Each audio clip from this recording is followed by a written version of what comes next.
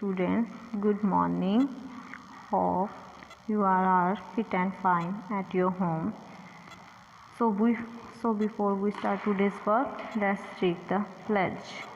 I command to vigilant and bear and mind at all times the risk to myself and my colleagues for COVID-19. I promise to take all necessary precautions that prevent the spread of this deadly virus.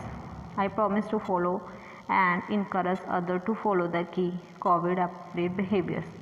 To always wear a mask, face cover, especially when in public places, to maintain a minimum distance of 6 feet from others, to wash my hands frequently and thoroughly with soap and water. Together we will win this fight against COVID-19. Hello dear student बच्चों, जो थोड़े unit test होने से pre प्रेटरी exam के अच्छा revision करेंगे। Okay, तो first chapter है हमारे मेरा देश महान बने। ठीक है, कठिन शब्दों के अर्थ जानिए। ध्येय, लक्ष्य, निज, अपना, वृज, कठोर या सख्त, श्रेय, उत्तम या श्रेष्ठ, क्रूरता, महानता, कोटि, करोड़, विधान, नियम, वरण, अर्चन या पूजन। उसके बाद आपके हैं सही विकल्प के सामने ठीक का निशान लगाएं। हमारे तन मन में किसका ध्यान होना चाहिए, देश का या अपने प्रांत का? तो फर्स्ट देश का, तो आपने देश पे टिक करनी है। प्रियजनों के लिए हमें कैसा बनना चाहिए, वृक्ष या फूल? प्रियजनों के लिए हमें फूल बनना चाहिए, तो अपने फूल पे टिक करना है। भागीरथी क्या है, नदी है या पर्वत? क्या है, नदी। 4, देश महान कैसे बन सकता है, यदि देश में एकता हो या यदि देश में भागीरथी बहे? तो क्या आएगा, यदि देश में एकता हो। उसके बाद आपके शॉर्ट क्वेश्चन है, लघु उत्तरार्थ प्रश्न।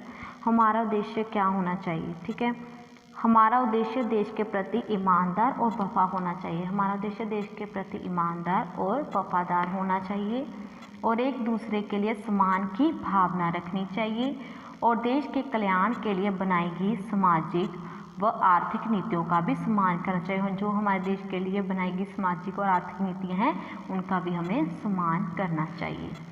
सेकंड, प्रियो को फूलों की मुस्कान बने से कवि का क्या तात्पर्य है? प्रियो को फूलों की मुस्कान बने से कवि का तात्पर्य है कि हमें अपने प्रियजनों से फूलों की तरह नरम व्यवहार करना चाहिए। ठीक है, भी हमें अपने प्रियजनों से जो हमें प्यारे होते हैं उनसे हमें अपने फूलों की तरह नरम व्यवहार करना चाहिए। थर्ड, महासृष्टि में वही स्वर्ग है भागीरथी जहाँ बहती हैं। इस पंक्ति में कवि किस देश की बात कर रहा है? यहाँ पर कवि भारत देश की बात कर रहा है। फोर्थ, कवि के अनुसार हमारा देश महान कैसे बन सकता है? हमारा देश राष्ट्रीय एकता एवं बल से महान बन सकता है। किससे महान बन सकता है? राष्ट्रीय एकता एवं बल से महान बन।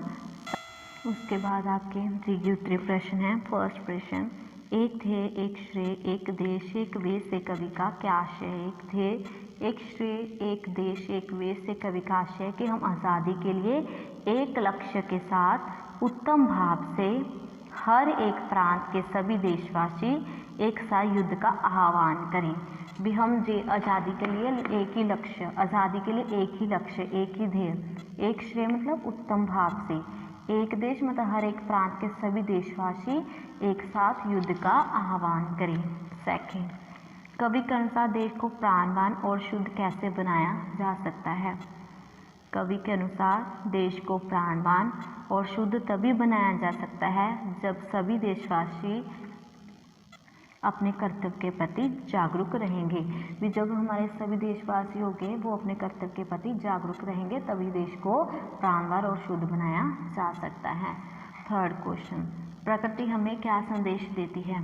प्रकृति हमें आपस में एकता बनाए रखने का संदेश देती है। क्या देती है? कि हमें आपस में एकता बनाए रखनी है और अपने देश को महान बनाने के लिए कवि सभी से एक होने का आह्वान कर रहा है कि हमें अगर अपने देश को महान बनाना है तो कवि उसके लिए सभी से एक होने का आह्वान कर रहा है। उसके बाद ये आपके प्रायवाची शब्द हैं, शेर, वनराज, सिंह, अंबर, नभ, गगन, सुमन फूल कुसुम,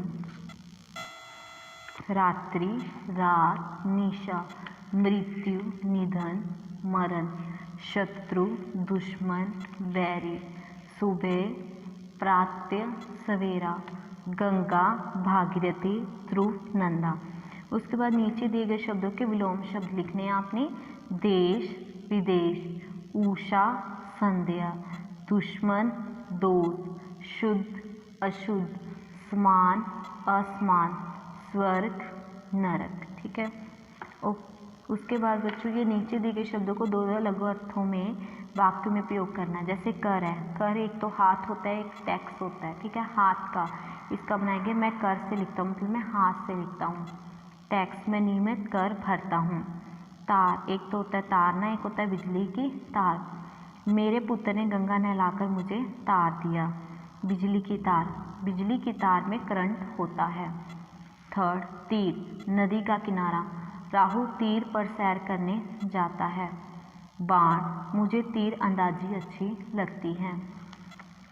कल आने वाला समय, मैं कल पाठशाला जाऊंगा।